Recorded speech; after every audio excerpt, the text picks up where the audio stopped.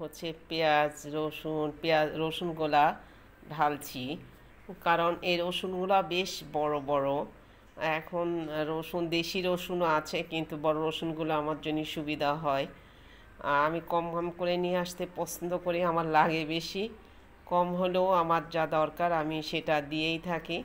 তো যাই হোক, রসুনগুলো রাখলাম। রাখার পরে এখন আমি পেঁয়াজগুলো রাখবো। পেঁয়াজ তো অনেক ধরনের আছে, আমি একটু ভালো পেঁয়াজটা কেনার চেষ্টা করি। দেখা যায় অন্য পেঁয়াজগুলো কিনলে একটু কম দাম। তারপরে এই যে কাঁচা মরিচগুলা।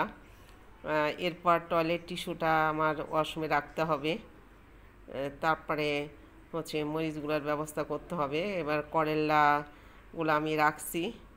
করলাটা উচ্ছে হবে, আরও তো মনে হয় ছোটো হয়। করলা ছোটো জাতটা কিনা, কি উস্তা, একটু মিডিয়াম পর্যায়ে উস্তা হলে বড় জাতের, আর করলার ছোটো জাতের, এরকম একটা ভাবচক্কর যা আমার মনে হয়। করলা নিয়ে একটু বিভ্রান্তিতে আছি।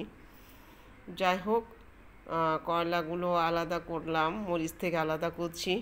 প্রয়োজনীয় জিনিসগুলো যেহেতু খেতে হবে, করতে হবে, তো সেই হিসাবে আস্তে আস্তে এগোনোর চেষ্টা করছি।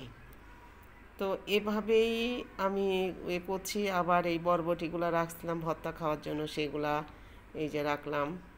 টয়লেট টিস্যুটা রাখতে হবে ওখানে। বিট লবণ, এই আমড়ার আচার টাচার খেতে হয়, সেই হিসাবে আমড়ার আচারটা। তারপর পেয়ারাটা খেতে গেলে এখানে এই যে এক পট দুধ এনে কেটে রাখলাম। ফ্রেশ মিল্ক হরলিক্সের বয়মের মধ্যে দুধ চা খেতে হয়। এরপরে এই যে কচুর গাঠটি, যেটা কচুরমুখী বলেন না, এটা আমি সিদ্ধ করে রাখলাম ভর্তা এবং রান্না করার জন্য, এবং ওইটা ছিলতে হবে। এখন কিন্তু রাত, কারণ দিনের বেলায় পানি তো রাতে কিছুটা দেখেন এই জানালার কাছে এসে এটা ছিলে দেখানোর চেষ্টা করছি। কারণ ছিলতে হবে, খেতে হবে, এবং সেই অনুযায়ী এগোতে হবে। তো আমি যেহেতু এটা ছিলার পদ্ধতিটা আপনাদেরকে দেখাচ্ছি, অনেকে কাঁচা ছিলে নেয়, কিংবা হচ্ছে বটি দিয়েও সিদ্ধর পরে ছিলে নেয়। আমার কিছু জিনিস কাঁচি দিয়ে, কিছু জিনিস ছুরি দিয়ে করতে ভালো লাগে, তাই আমি সেই হিসাবে আমার সুবিধা মতো আমি প্রস্তুতি নিচ্ছি। তারপরে আমি দেখেন, আমি যে এখানে রাখছি, একসময় সবগুলা করা হয়ে যাবে। তো সেটা দেখবেন যে আমি কত তাড়াতাড়ি এগুলা করলাম এবং করা যায়। এদিকে পুঁইশাক ডালটা আমি রান্না করে ফেললাম রাতে খাওয়ার জন্য, এই আর কি। তো